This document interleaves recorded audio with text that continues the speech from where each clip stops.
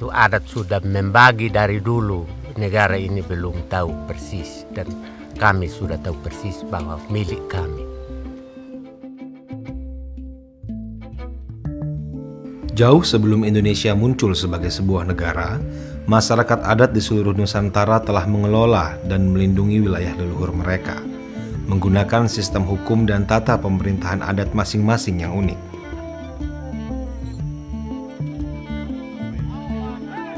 Dimiliki oleh keturunan.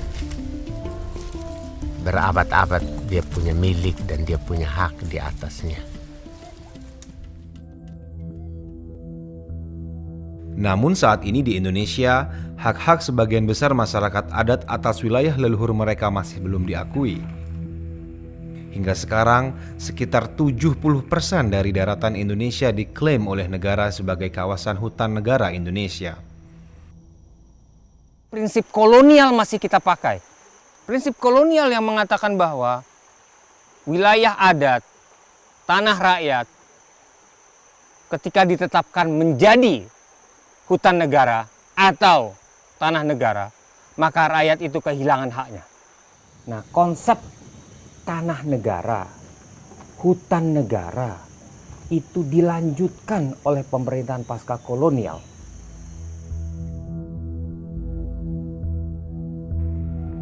Kebijakan tata guna lahan Indonesia lebih memihak perusahaan dibanding masyarakat, dan rencana tata ruang lokal ditujukan untuk terus melanjutkan ekspansi besar-besaran perkebunan dan pertambangan. Jutaan hektar hutan Indonesia telah hancur dan ribuan konflik lahan terus berlanjut.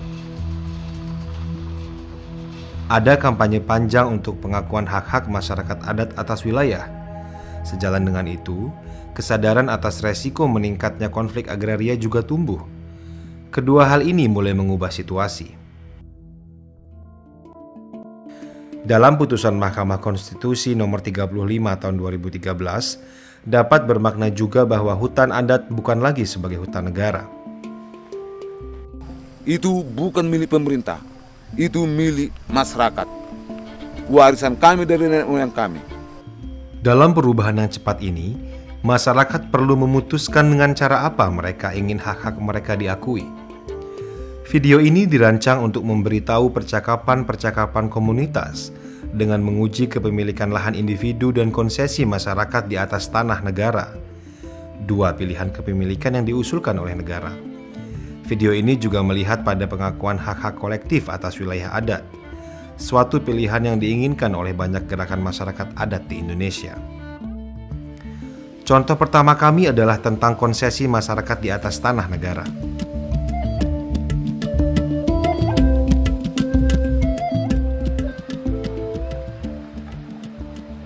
Hutan desa adalah sebuah skema pemerintah yang memberi masyarakat hak kelola dalam jangka waktu terbatas, namun tidak memberi masyarakat hak milik.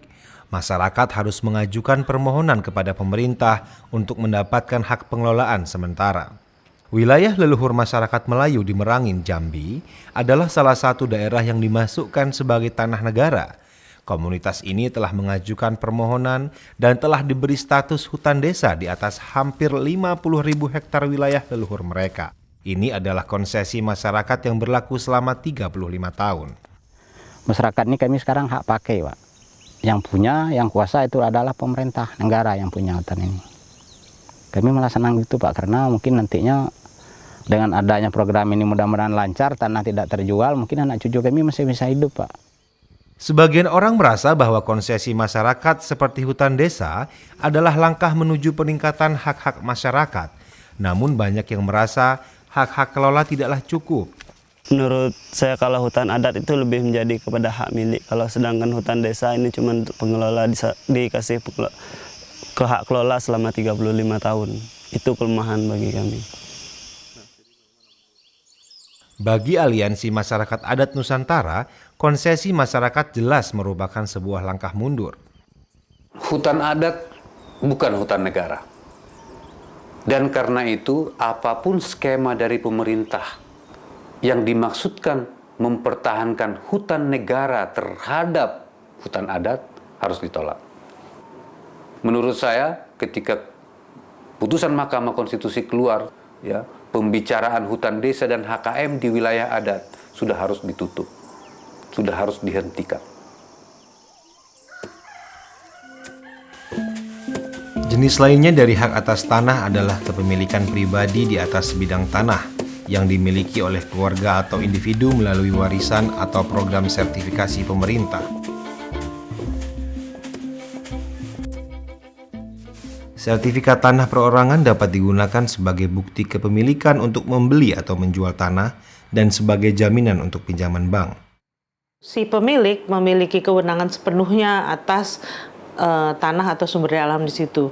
Dia mau jual, dia mau pakai, dia mau bangun selama sesuai dengan ketentuan tata ruang setempat, misalnya dia boleh.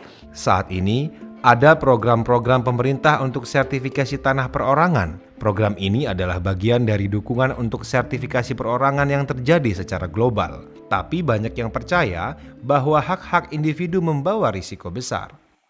Masyarakat yang dulu memiliki rasa kebersamaan, gotong royong, saling menghormati, saling menghargai, itu akhirnya menjadi egois, menjadi tidak mau lagi secara bersama memikirkan kampung. Orang sudah bebas menjual tanah tanpa harus bertanya lagi misalnya ke saudaranya, ke masyarakat kampung, karena itu tadi sudah hak milik pribadi. Dan kalau tanah-tanah ini masuk ke pasar bebas, maka dalam waktu yang tidak lama lagi masyarakat adat akan menjadi terusir dari tanahnya, karena tanah-tanah yang terbaik di wilayah adat akan dibeli oleh orang-orang kaya dari luar masyarakat adat. Komunitas penunggu di Sumatera Utara menolak sertifikasi perorangan dan memilih untuk mengelola tanah mereka secara komunal. Ketika pemerintah itu memberikan sertifikat, artinya masyarakat adat itu mempunyai pegangan sertifikat tanah. Lo jadi miskin dong. Kenapa miskin? Masyarakat ini kebanyakan sudah membudaya itu yang singkat-singkat saja. Salah satu ketika mereka pegang sertifikat, ketika mau nikahkan anak, ataupun membuat usaha, mereka bisa gadaikan ke bank. Mereka bisa gadaikan kepada tengkulak. Akhirnya bangkrut usahanya. Terakhir bank ataupun tengkulak itu mengambil tanah adat itu. Terakhir masyarakat adat ini menjadi buruh di atas tanahnya sendiri. Itu. Tuntutan masyarakat adat itu bukan sertifikat tanah, tapi pengakuan beserta perlindungan terhadap masyarakat adat.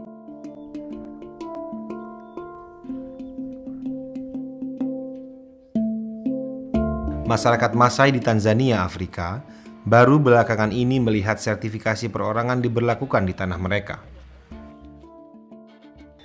So in our case now, we've seen people. Kami telah menyaksikan orang menjual petak-petak tanahnya. Ada orang-orang yang punya hak milik tanah dan sebagian menjualnya terlalu murah. Kadang mereka menjualnya untuk menyekolahkan anak atau hanya untuk membeli 2 ekor sapi saja. Kepemilikan pribadi ini memicu pengikisan budaya kami. Seluruh tanah Masai ini adalah milik generasi sekarang dan yang akan datang, tidak pernah milik satu orang saja. Jika kami menerima kepemilikan tanah pribadi, persatuan kami yang selama ini mengukuhkan wilayah ini selama berabad-abad akan terkoyak. Pemerintah bicara tentang hukum dan kebijakan, tapi kami orang Masai bicara tentang wilayah dan kehidupan.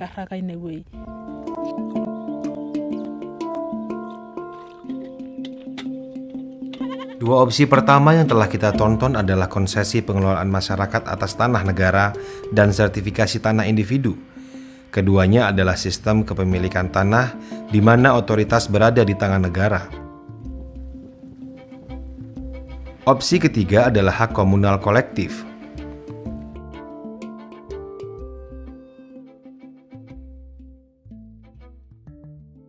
Menurut pandangan orang Masai, kepemilikan bersama atau kepemilikan komunal berarti tanah dimiliki komunitas, bukan perorangan. Jadi kami harus mengelolanya sebagai satu wilayah.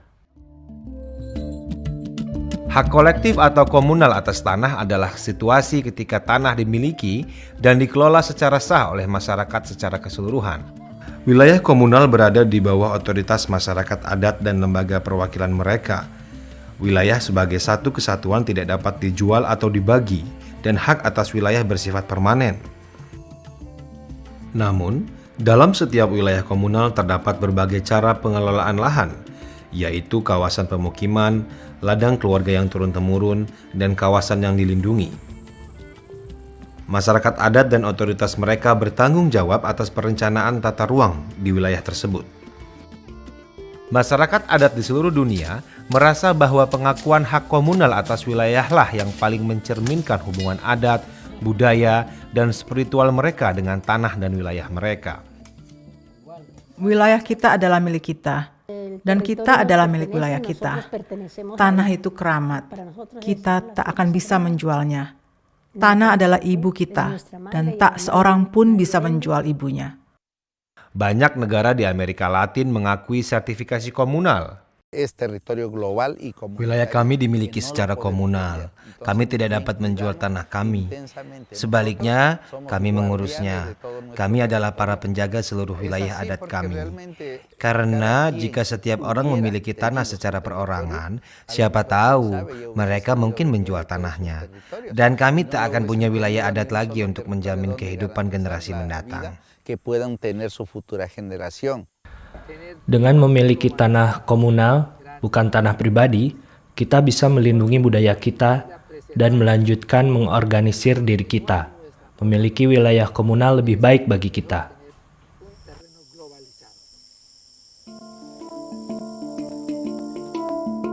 Di Indonesia, banyak masyarakat adat melakukan kampanye untuk memastikan pengakuan atas hak-hak komunal wilayah adat mereka.